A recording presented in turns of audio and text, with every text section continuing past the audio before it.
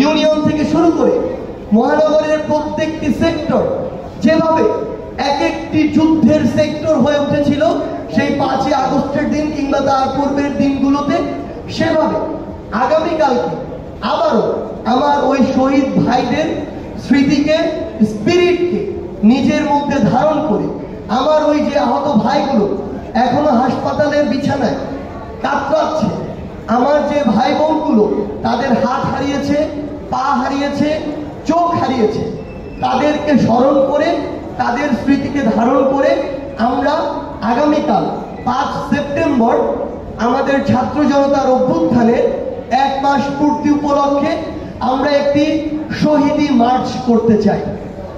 এই শহীদি মার্চে আমরা চাইব আমাদের যেই বাবা মারা, যেই ভাই বোনেরা তাদের সন্তান হারিয়েছে, তাদের ভাই বোন হারিয়েছে, বিনয়ের সাথে আমরা আপনাদের প্রতি অনুরোধ করতে চাই আপনারা আমাদের সাথে আসুন। আপনারা যে ভার নিয়ে আজকে চলছেন, হাঁটছেন, আমরা সেই ভারের সঙ্গী হতে চাই। আমরা সব সময় আপনাদের সন্তান হয়ে, ভাই বোন হয়ে আপনাদের সাথে একইভাবে চলতে চাই।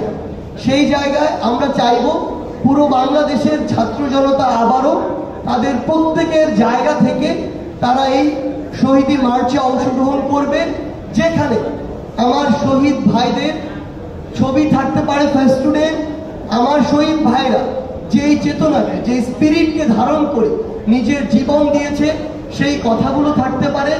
আমরা যে ওই ফ্যাসিস্ট যে কোনো সরকারকে আর কোনোদিন গ্রহণ করতে প্রস্তুত নই, আমরা যে তাদেরকে ঘৃণা ভরে প্রত্যাখ্যান করছি, করব, সেই মেসেজগুলো থাকতে পারে। আমরা অন্তর্বর্তীকালীন সরকারের কাছে কি চাই সেই বার্তাগুলো থাকতে পারে। আমরা কেমন বাংলাদেশ চাই সেই কথাগুলো থাকতে পারে।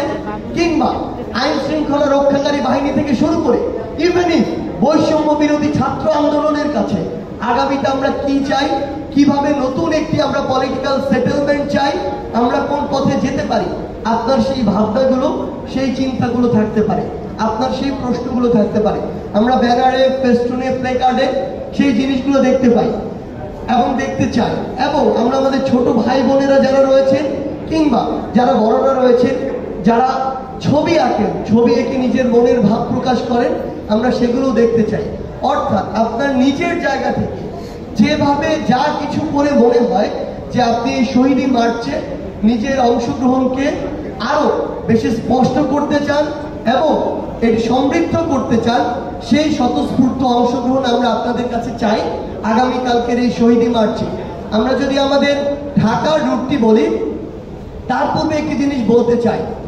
5ই আগস্ট সকাল 10টায় যখন বৃষ্টি হচ্ছিল, 11টার দিকে অ্যাপ্রক্সিমেট যখন আবার আমাদের সকল ইন্টারনেট বন্ধ করে দেওয়া হলো, কিংবা 12টার দিকে ইন্টারনেট আসার পরেও আমাদের 2টায় যখন শাহবাগে একত্রিত হওয়ার কথা ছিল, তার ঠিক 2 ঘন্টা পূর্বেও কিন্তু পুরো বাংলাদেশের ছাত্র জনতার মধ্যে এটুকু চিন্তা কাজ করছিল যে আমরা যে জন্য নিজের জীবনের রিস্ক নিয়ে শাহবাগের দিকে ছুটে যাব সেটি সফল হবে কিনা। কিন্তু তার ওই চিন্তায়, চেতনায়, স্পিরিটে, আগ্রহে কিংবা তার ওই যে মনের যে একান্ত চাওয়া যে এই ফ্যাসিবাদের পতন ঘটাতে হবে, সেই জায়গায় কিন্তু বিন্দুমাত্র কমতি ছিল না।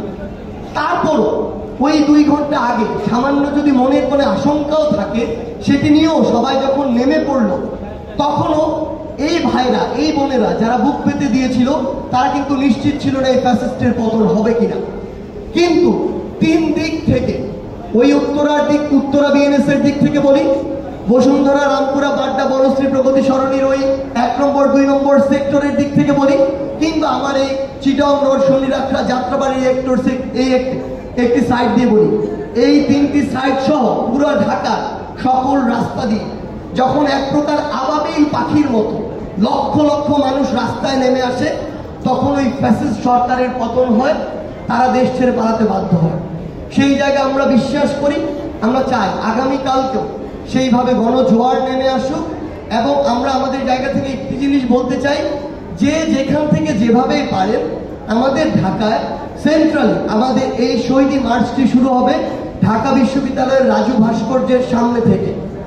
আমরা চাই এই পয়েন্টগুলো থেকে, ঢাকার প্রত্যেকটি পয়েন্ট থেকে আপনারা চাইলে ব্যক্তিগত উদ্যোগে আসতে পারেন, আপনারা চাইলে ওই পয়েন্টগুলো থেকে একত্রিত হয়ে আবার আপনাদের ব্যক্তিগত কোনো উদ্যোগে নির্দিষ্ট কিছু যানবাহনের মাধ্যমে আসতে পারেন।